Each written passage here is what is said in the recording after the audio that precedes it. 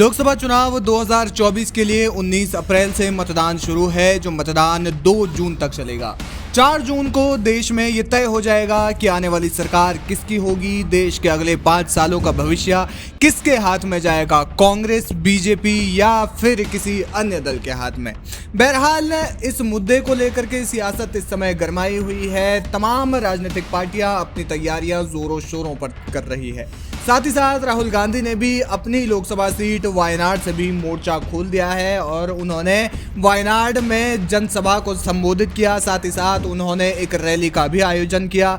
इस दौरान राहुल गांधी वायनाड में बड़ी संख्या में लोगों के बीच में मौजूद देखे गए। इस दौरान बताया जा रहा है कि राहुल गांधी नॉमिनेशन फाइल भी करने जा रहे थे। हालांकि राहुल गांधी वायनाड सीट से पिछली बार एक बड़े अंतर से चुनाव जीते थे, लेकिन इस बार वहां राहुल गांधी की राह आसान नहीं है। 2019 के लोकसभा चुनाव में अमेठी में अपनी जीत के बाद भी राहुल गांधी का पीछा स्मृति ईरानी ने नहीं छोड़ा है। आपको बता दें 2019 में अमेठी से स्मृति ईरानी ने राहुल गांधी को करीब 54,000 से ज्यादा वोटों से हरा दिया था। उन्होंने कई बार वायनाड का भी इसके बाद दौरा किया। यानी कि 2019 में राहुल गांधी को पता था कि वो संभवतः अमेठी से चुनाव नहीं जीत पाएंगे और इसीलिए उन्होंने सीधे वायनाड का रुख किया और 2019 में वायनाड से भी पर्चा भरा।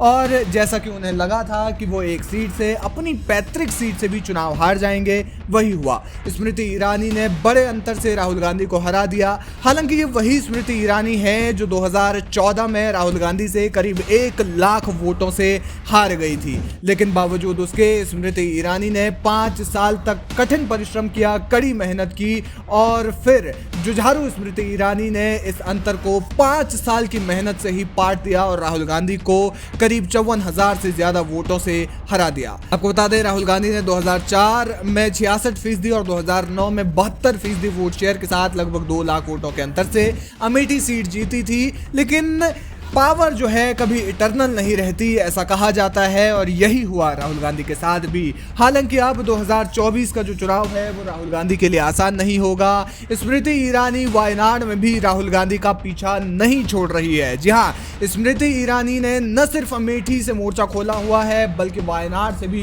राहुल गांधी के खिलाफ मोर्चा खोल रखा है और राहुल गांधी को किसी भी सूरत हाल में वो वहां से जीतने नहीं देना चाहती है। यानी कि स्मृति ईरानी राहुल गांधी के पीछे पड़ गई है। उनको चुनाव हराने की लगभग हर एक प्रयास स्मृति ईरानी की तरफ से किया जा रहा है।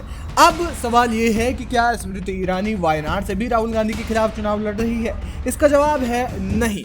खबर यह है कि वो राहुल गांधी के खिलाफ मैदान में उतरे भाजपा कैंडिडेट के नॉमिनेशन में शिरकत करेंगी।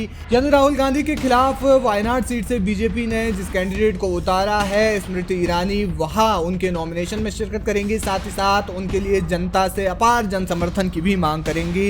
इसके साथ ही जनता से वोट भी मांगेगी।